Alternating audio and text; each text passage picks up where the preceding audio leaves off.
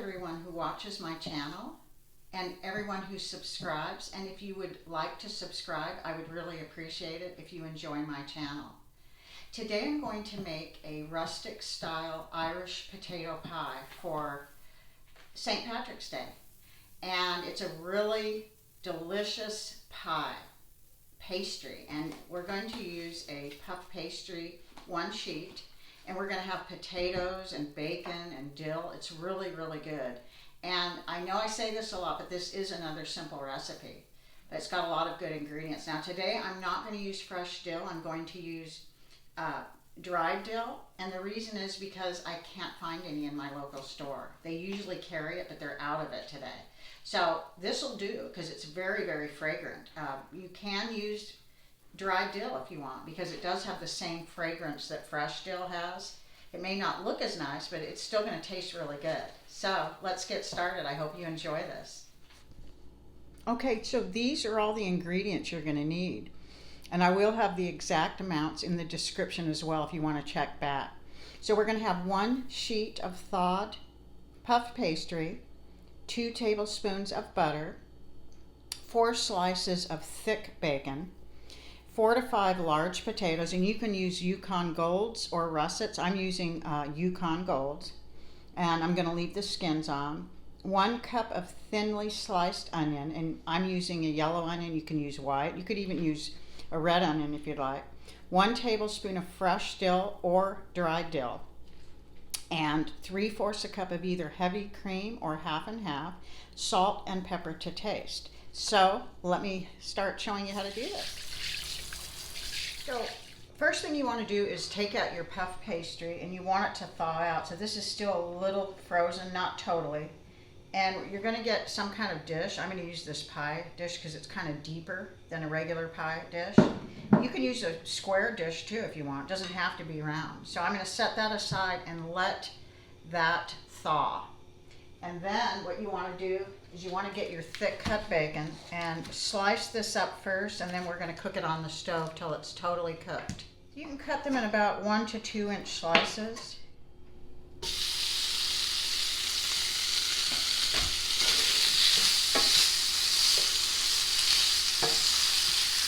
Okay, while you're cooking your bacon, you want to slice up your onion, and we're just going to do thin slices. I could use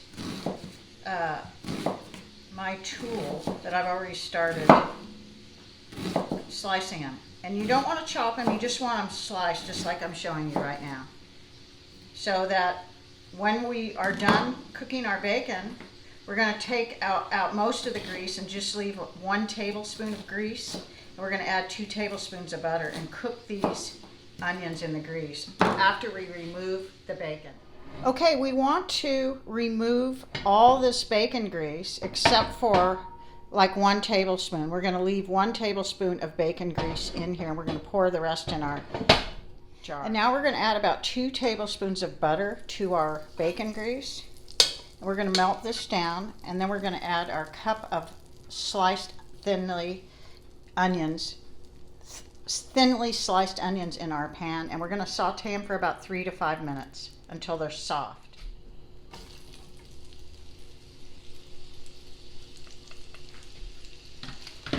Okay, now you just kind of want to stir the onions around about 3 to 5 minutes until they're translucent and much softer. Not a long time, just about 3 to 5 minutes. Now you want to kind of flour your board, and I'm going to kind of roll this out a little so it fits a little better in my pie pan. Just a little, just so you can fit it better. And then the very last thing I do is I'm going to slice these up, and I'm going to use a mandolin to slice them. I'm waiting for the last minute so they don't turn brown. So I'm going to use a fork all around the edges just to press it in, just like I would a regular pie. And then I'm going to make sure the edges, the crusts, are kind of turned in. Okay, so here it is.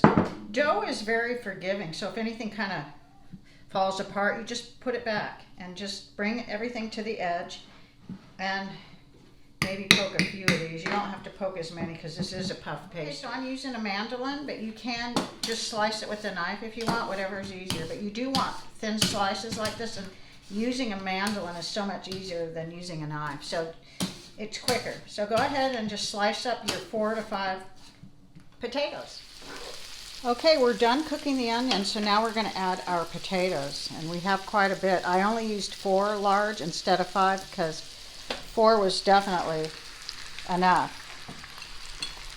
So now what you're going to do is salt and pepper your potatoes. And I actually could have used a larger pan. I can see that now, which I might transfer this. But you want to salt and pepper your potatoes. And then you're going to cook these with the onions about 5 minutes. But I am going to put it in a larger skillet. Okay, I transferred this to a larger skillet. Now this is how it should be. So we're just going to stir this and cook it for about 5 minutes on like a medium low. And they don't have to be cooked all the way through because it's going to bake in an oven. So at this point, you can preheat your oven for 350 degrees. Okay, it's been about 5 minutes, and now you can add your dill.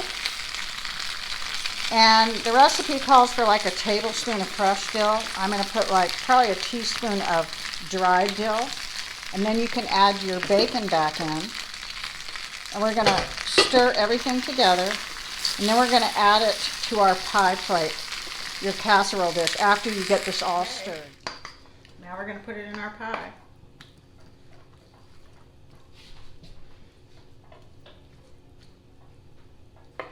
And this has been cooking about 5 minutes.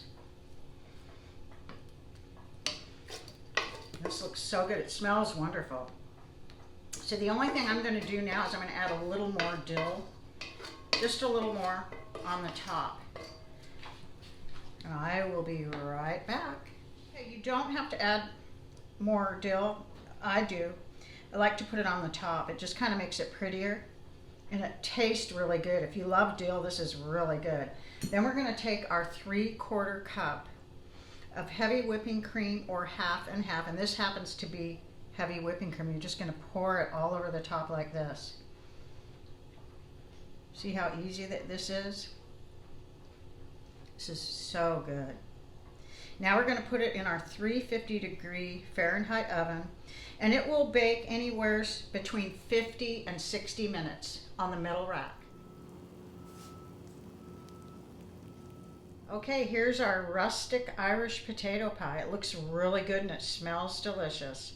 We're going to let it cool for about 20 minutes, and then we'll give it a taste. Hey everyone, I've already tasted it. It's really good. The potatoes, the puff pastry is really flaky, and the potatoes have a lot of flavor with all the onions and the dill. Really very unique.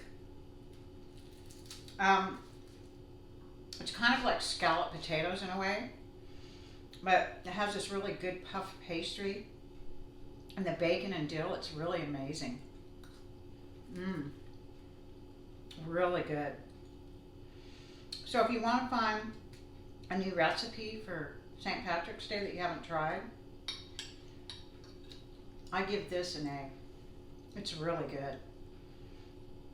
Not only does it have all the flavors in it, but it's just really very easy to make, because you just put everything in the pie, pour the cream on top, and bake it. So I hope you give this a try, and let me know what you think of it if you do. Thank you so much for watching.